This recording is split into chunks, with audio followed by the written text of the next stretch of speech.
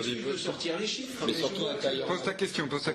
Je vois qu'en Europe, nos budgets militaires ont été coupés de 2,5% l'année dernière. Ceux de l'Afrique du Nord et du Moyen-Orient, donc des pays vraiment démocratiques, eux, ils les ont boostés de 5%. Finalement, on est en train de crisper tous ces régimes. Au lieu d'y aller avec une puissance douce, on essaye de former leurs élites.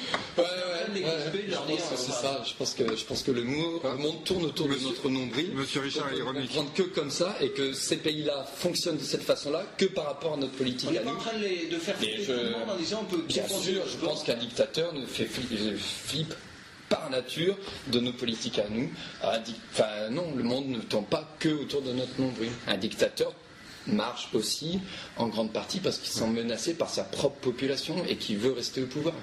C'est la nature de tout régime. Il y a une population, tu as un fonctionnement, une construction où tu penses que chaque fois le dictateur est seul face à Regarde en Libye, je répète, si Kadhafi était seul, il n'aurait pas tenu, c'est qu'une partie de la population le soutient. Je dis pas ça, je dis pas qu'il n'a pas le soutien de sa population, je dis qu'un dictateur veut se maintenir au pouvoir. La façon dont il va se maintenir au pouvoir, alors je sais pas, il y a peut-être des contre-exemples, mais en grande partie, à ma connaissance, un dictateur, c'est par l'établissement d'un réseau d'influence, de corruption, c'est par un État policier qui contrôle sa population. Enfin, c'est pas voilà. Attends, mais j'ai un proverbe de Confucius pour clôturer, le dictateur des uns, le libérateur des autres. Oh. Confucius qui a dit ça. Enfin, je sais plus. Moi, je vais citer mon jardinier. Si je comprends bien dans ton concept, on revient au problème de copropriété. Toi, ta méthode, c'est quand tu as un problème avec le jardin de ton voisin, tu vas péter sa porte et lui expliquer finalement comment il faut jardiner. Est-ce qu'il ne vaudrait mieux pas prendre son fils en stage l'été, tu le payes pour faire ton jardin pendant l'été, et après, quand il reviendra chez lui, peut-être il s'occupera mieux du jardin du père. Pas mal. Puissance douce, on va former ses élites au lieu de leur défoncer la porte.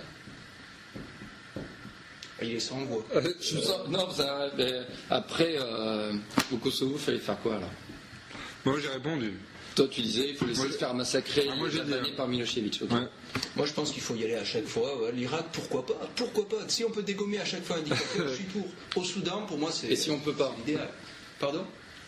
Si on peut pas, il faut au moins pas avoir l'hypocrisie de dire que le principe est universel, en sachant qu'il est limité, comme l'avait très bien dit. Pourquoi, sur quel principe tu irais partout où il faut y aller? Moi, je préfère une. Quel est ton principe? Moi aussi, je préfère ne pas y aller. Mais quel est ton principe? C'est tout ou rien.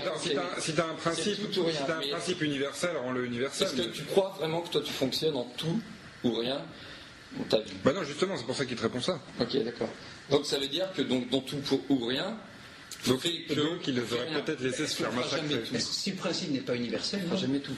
Mais est-ce que là on ne parle pas forcément de principe, on parle de qu'est-ce qu'on fait, qui n'est pas forcément un principe, c'est la réalité. Donc, on fait du cas par cas et on n'a pas d'hypocrisie. Je suis pas très chaud. Pourquoi est-ce qu'on serait les va-t-en-guerre finalement du monde, aux Brésiliens de régler finalement pourquoi est-ce que c'est bien que les États-Unis soient intervenus pendant la Seconde Guerre mondiale?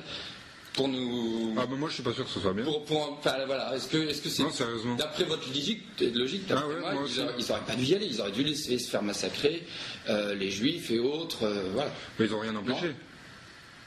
6 millions, c'est quand même pas. Non, mais parce qu'ils ont eu tort finalement. Qu'est-ce qu'ils ont besoin de s'embêter à faire ça? D'abord, ils n'ont rien arrêté.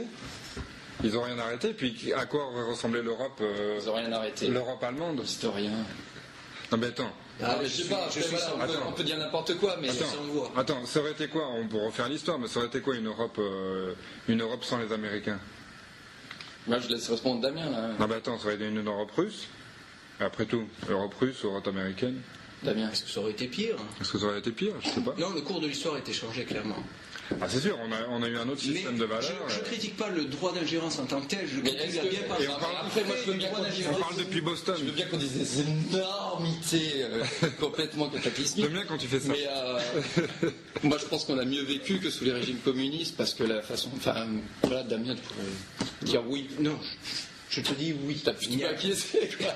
Il n'y a pas de souci là-dessus. Je veux juste qu'on dénonce finalement l'hypocrisie des bien-pensants qui disent que le système du droit d'ingérence. Il n'y a plus de droit. On peut toujours. C'est du cynisme. On peut toujours continuer sur un débat sur une notion qui n'existe plus et sur lesquelles on est passé à autre chose. Donc le droit d'ingérence. Mais pour le plaisir de parler, hein, là on se fait plaisir, c'est tout. Non. La responsabilité de protéger, on est plutôt finalement dans du cynisme et c'est pas le parti. C'est pas du cynisme. Cynisme et rhétorique. Et rhétorique. Sophisme. Parce qu'on n'est plus dans le même concept, on a changé l'étiquette. Fonder deux aspects qui est l'établissement de normes où on essaye de se mettre d'accord universel pour une façon pour essayer de faire avancer des choses par les Occidentaux. Et sur une application où dans l'application, des fois c'est la merde, des fois on n'y va pas. Voilà, mais ce qu'on est en train de dire, c'est que c'est compliqué. Mais parce que c'est la ratatouille dégueulasse de nos vies, quoi. Et puis ça marche. On est d'accord. Mais je pense avec lesquels on essaye de faire. Je pense qu'on est d'accord en fait. Et chacun dit. Moi je pense qu'on est d'accord. On est d'accord. Voilà. Alors, on n'est pas d'accord, non. Si, on est d'accord. On a la même vision. Je suis pas d'accord qu'il fallait laisser se faire massacrer les Albanais, c'est tout. J'ai la même vision sur la ratatouille. Mais on laisse massacrer des Chinois, des Kurdes, des trucs. Bon. Oui, parce qu'ils sont trop forts. C'est pas tous les. Enfin, voilà. Donc bon, on a tous des regrets. Parce que le monde est sale. Et le cynisme est la valeur du XXIe siècle. C'est pas du cynisme. Moi, alors attends, le dernier mot, vas-y. Ce qui tue le dernier mot et puis après l'avancée, c'est l'idéalisme et c'est pour moi l'enfer est pavé de bonnes intentions. Exactement, on est du même avis. Et donc, si on veut faire avancer ça, on essaye de gérer l'enfer par des choses qui ne sont pas des bonnes intentions, mais par des choses qui essayent de mettre une façon, on essaye de se mettre d'accord sur une façon de gérer les choses. Après c'est la merde. Après, on se débrouille avec la merde qu'il y a, quoi. Donc on va pas en Chine parce qu'ils sont trop forts, parce qu'ils nous tiennent par les couilles, parce qu'ils nous permettent d'acheter des magnétos, comme j'allais dire, mais ça fait pas. mais tout et n'importe quoi à pas cher, et que on est en tant que consommateur, on adore ça, et en même temps en tant que citoyen, ça nous fout les boules, mais en même temps. Voilà, l'aspect consommateur nous tient et que tout homme politique français n'ira jamais à l'encontre du consommateur qui est en nous, puisqu'il sait qu'il prédomine sur le citoyen et qu'il sait que pour lui les élections ça tourne sur ça. Donc on pense avec nos ventres. C'est Michel Onfray qui serait content. Avec sa pour moi, je déteste. Enfin, pour moi, je honnie, par exemple, une partie de cette gauche radicale qui justement est contre la responsabilité de protéger parce que la logique. Mais c'est marrant, Damien, hein, parce que tu as une logique de gauche radicale en fait, et ça. Chez moi, alors. Je dis ça pour te choquer parce que je sais que ça va te faire chier. Non, moi c'est un compliment, moi je prendrais comme un compliment. Leur truc, c'est si on va pas partout, on va nulle part. Et l'argument c'est ça, et du coup on va pas sauver les Palestiniens à bande de Gaza, donc on va pas sauver. Excuse-moi, je reviens sur ce que tu disais. Pour toi finalement, un concept s'applique quelque part, pas ailleurs. Comme la démocratie par exemple, ça s'applique quelque part, mais pas ailleurs. Mais je parle d'un concept sur lequel les États, l'Assemblée générale se sont mis d'accord. Après, l'application est toujours lente, compliquée et. Voilà. Bon, c'est la conclusion, c'est lent et compliqué. Bon, merci en tout cas. Merci.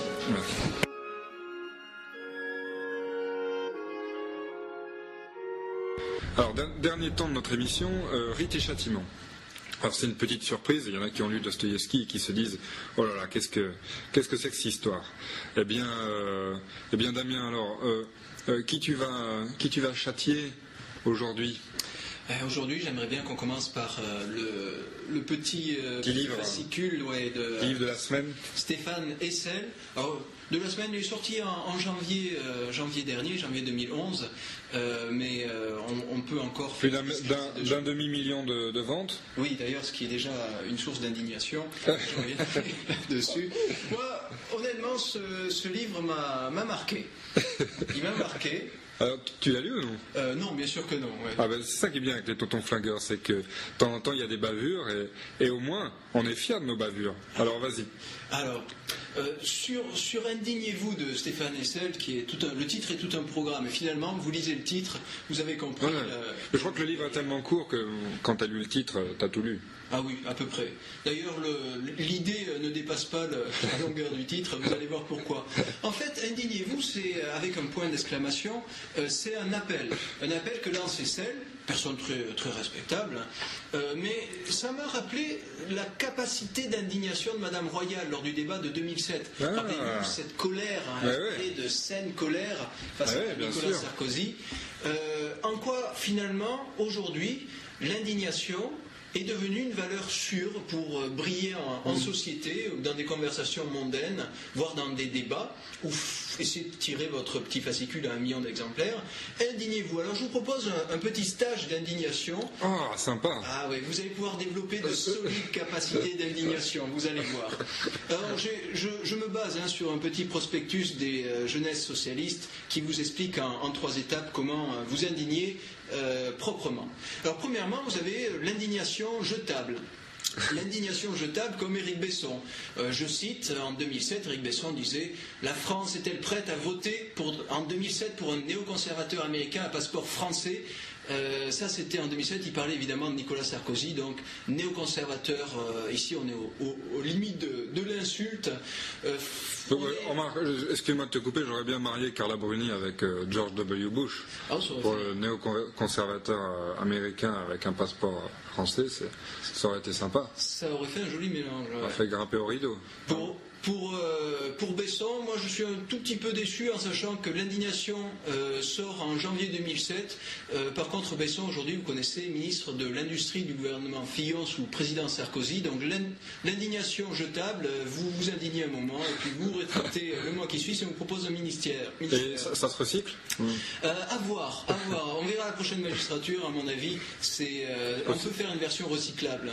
Besson, en tout cas, va sortir le concept peut-être. Vous avez après l'indignation sociale. Alors ça c'est comme le sport social. Et le sport social, on ne le pratique pas vraiment pour du sport, c'est uniquement pour être entre amis. Pareil pour l'indignation sociale. On ne s'indigne pas vraiment, mais c'est risqué bien. C'est pas très risqué, parce que regardez, on s'indigne sur quelque chose sur lequel tout le monde est d'accord. Par exemple, le conflit israélo-palestinien, 6600 morts. Ça c'est sportif. Pour les 2 intifadas. Alors, je fais un petit calcul. Là, vous vous indignez sur le sort des Palestiniens. Tout le monde, là, vous insérez dans un groupe, vous faites des amis. Tout le monde est d'accord avec vous. Personne ne parle, évidemment, si vous voulez faire de l'indignation sociale, parlez surtout pas de la guerre du Sud-Soudan. 2 millions de morts depuis 89. Alors, joli score, très joli score. C'est pas mal, mais le problème, c'est que ça fait un Palestinien tué tous les 300 Soudanais. Et pourtant, c'est toujours le Palestinien qui est au box-office. C'est le... Donc là, si vous voulez vous indigner, on vous recommande plutôt de choisir une valeur sûre, le palestinien. Alors que le Soudan, tu te fais peut-être dessouder. Enfin. Oh, bah, c'est joli. Après, on a l'indignation indigne. Alors là, c'est vraiment le tour de force. C'est uniquement que vous êtes ceinture noire d'indignation. C'est la colère de Madame Royal au débat 2007. Alors je cite, il y a des colères saines parce qu'elles correspondent à la souffrance des gens. Il y a des colères que j'aurai, même quand je serai président. En plus, ça rime. Ici, vous avez la citation de Ségolène Royal qui s'emporte publiquement lors du débat face à Sarkozy en 2007, s'indigne que le nombre de places pour les handicapés ait été réduit par 2 dans les écoles sous l'administration Chirac à l'époque. En fait, on a pu le vérifier après, d'après l'APJA, la Fédération des associations pour adultes et jeunes handicapés, ils avaient au contraire augmenté de 35% de 2002 à 2007. Donc, sainte indignation. Sainte indignation, voilà, et saine. Alors pour conclure, je vous propose un petit exercice d'indignation. Essayez de travailler votre raclement de gorge pour l'indignation en essayant de faire un joli vraiment. Alors comment vous réagiriez si je vous apprends qu'il existe à la SNCF une prime charbon pour encore aujourd'hui les conducteurs de TGV? Ah, très bien, on continue. Vous savez qu'il y a également, selon la SNCF, il y a également sur leur site cite, une prime, accrochez-vous bien, d'absence de prime. Dans ce cas-là, posez-vous la question, qu'est-ce qu'il arrive à ceux qui n'ont pas droit à la prime d'absence de prime? Est-ce qu'il leur faudrait aussi une prime? Alors j'attends l'indignation. Oui, là, vous avez raison, ça fait du bien, vous êtes indigné. Le seul problème, c'est que ces primes n'existent pas. C'est une partie d'une campagne de désinformation qui court sur le net. Aujourd'hui, comprenez bien une chose, ne m'en veuillez pas de vous avoir trompé là-dessus, mais vous verrez ces informations sur ces primes pour le charbon qui a été supprimée en 79, ou la prime pour l'absence de prime qui n'existe pas. Ici, vous êtes victime d'un petit blog conservateur qui a distillé finalement sa vision des choses. Mais notez une chose, c'est qu'on utilise votre réflexe d'indignation à vos dépens. L'idée, c'est que s'il faut s'indigner, c'est plutôt de la désinformation ici, de l'indignation systématique. Et je termine en disant que l'indignation aujourd'hui tend de plus en plus à se substituer à l'analyse rigoureuse des faits.